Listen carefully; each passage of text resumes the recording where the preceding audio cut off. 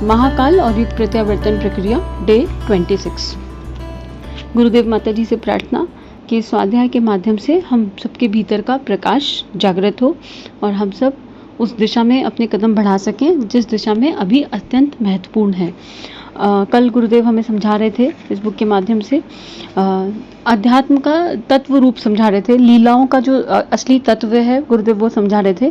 गुरुदेव ने कृष्ण जी का एग्जाम्पल लिया कि उनकी 16,000 रानियां क्या हैं और आत्मा जब परमात्मा को समर्पण कर देती है तो जो है लौकिक दृष्टि से भले ही पति पत्नी का जो रिश्ता है वो हम वासना की दृष्टि तो घृणित दृष्टि से देखते हो, लेकिन जब आत्मा परमात्मा में समर्पण कर देती है तो वो लगभग वैसा ही है, लेकिन वो शरीर भाव से ऊपर का है, आत्म स्तर का रिश्ता है। तो गुरुदेव यही समझा रहे थे कि जो भी कुछ अवतार श्रृंखला में जो भी कुछ लीलाएं होती हैं उनका एक तत्व दर्शन होता है और हमारा विवेक जागृत हो तो हमें वो समझ में आता है। इसी तरह उनकी 8 संतानों का मतलब कि अगर हमें कुछ अच्छा मिला है तो हम उसे बांटते चले, एटलीस्ट अपने अंदर इम्प्लीमेंट किया, प्रयास किया और साथ साथ बताते चले गए लोगों को कि देखो ये अच्छी चीज है, कुछ मुझे मिला तो मैं आगे भी दूं। इस तरह अलग अलग एग्जाम्पल्स के माध्यम से गुरुदेव समझा रहे थे। आगे गुरुदेव इसको और एग्जाम्पल्स के थ्रू समझाते हैं। शरीर में हृदय का बहुत महत्व है, जीवन का श्रेय उसी को है, लेकिन सहस्त्र नारियों द्वारा उसे रक्त अर्पण करने का जो प्रेम योग साधा जाता है उसी आधार पर शरीर जीवित है। समुद्र इसलिए नहीं सूखता कि सहस्त्र नदियां इसमें अपना योगदान अर्पित करती हैं। चक्रवर्ती शासक वही कहलाता है जिसमें सहस्त्रों राजा एक महाछत्र के नीचे प्रकाशित होते हैं। इसी एकीकरण के लिए प्राचीन काल में अश्वमेध यज्ञ का आयोजन होता था। उन्हें राजनीतिक महाराज कहना चाहिए। गुरुदेव समझा रहे हैं कि हृदय कितना इंपॉर्टेंट है, हृदय के बिना मानव जीवन नहीं है, हमारी सांसें ही नहीं है। लेकिन फिर उन नाड़ियों का, उन सहस्त्र नाड़ियों का, वेन्स का भी हमारे लिए उतनी ही इंपॉर्टेंस है। क्यों? क्योंकि वो हृदय तक ब्लड को पहुंचा रही है, तो वो अपना काम नहीं करेंगे तो हृदय अकेला क्या कर लेगा।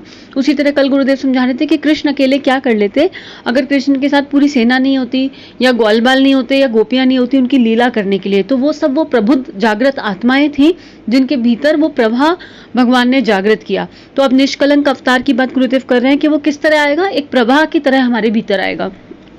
ऐसे ही समुद्र का बोल रहे हैं कि क्योंकि नदियों ने समुद्र को समर्पण कर दिया है इसलिए समुद्र जो है वो है। तो हमारे भीतर हम भी वही बूंद है ना, हमें भी उस समुद्र में जाके मिलना है। लेकिन समुद्र में मिलते समय अगर बूंद होने का एहसास है तो भी मिलन पूरा नहीं है, और मिलने के बाद अगर समुद्र बन गए इस बात का एहसास है तो भी मिलन पूरा नहीं है। जब हम एक हो जाएंगे तो कोई एहसास शेष ही नहीं रहेगा, फिर तो बस अनकहे कुछ शब्द, अनकहे कुछ भाव ही रह जाएंगे। यही बात गुरुदेव अलग अलग एग्जाम्पल से समझा रहे हैं। आगे गुरुदेव लिख रहे हैं, इन दिनों यही सब हो रहा है। अनेक जन्मों से जिनके पास आध्यात्मिक पूंजी संग्रहित है उन प्रबुद्ध आत्माओं को युग निर्माण योजना के कार्यक्रमों द्वारा अपने अवतरण उद्देश्य से परिचित और अभ्यस्त कराया जा रहा है। यह स्थूल प्रक्रिया हुई।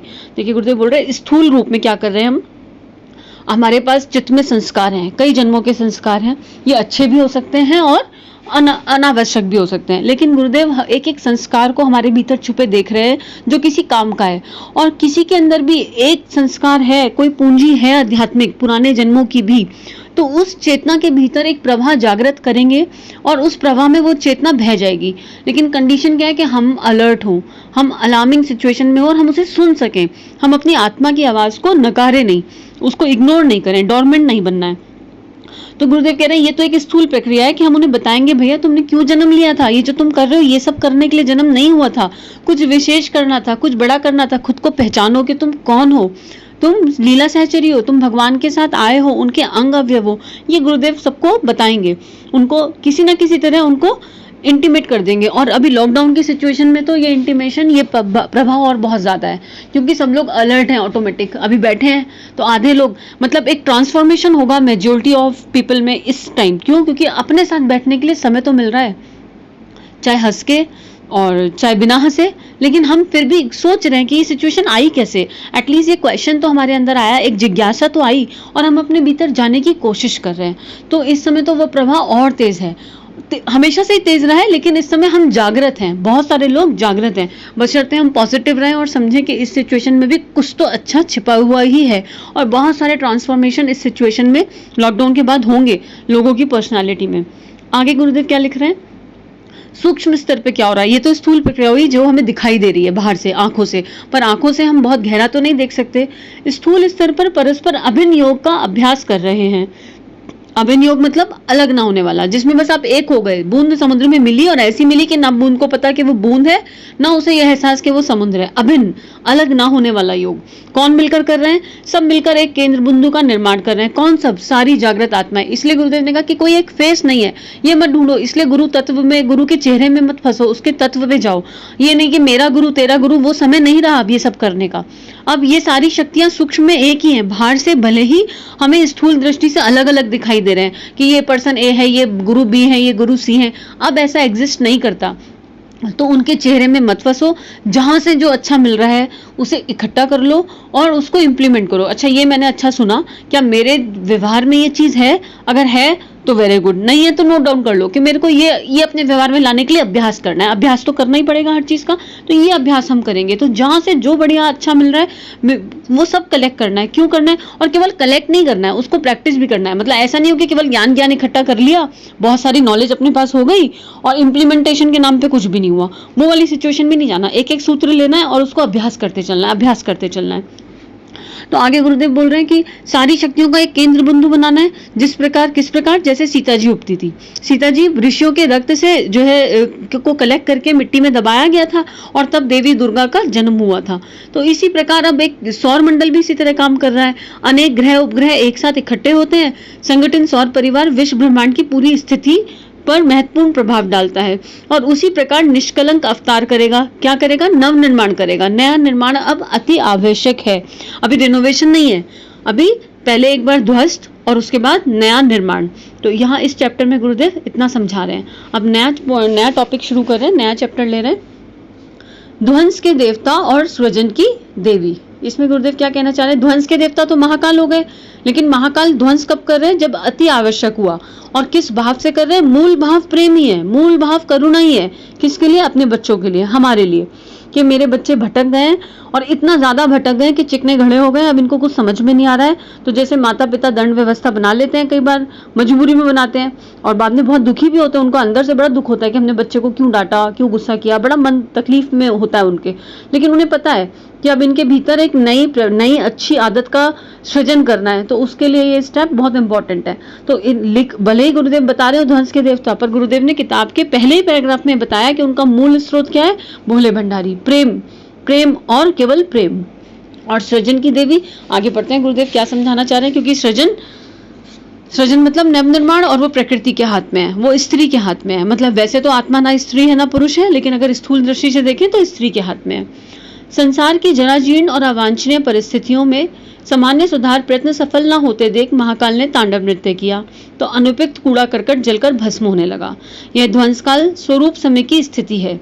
बड़े बड़े महल कुछ ही क्षण में गिराए जा सकते हैं, पर उनका बनाना कठिन होता है और समय साध्य भी। ध्वंस से निर्माण का महत्व अधिक है।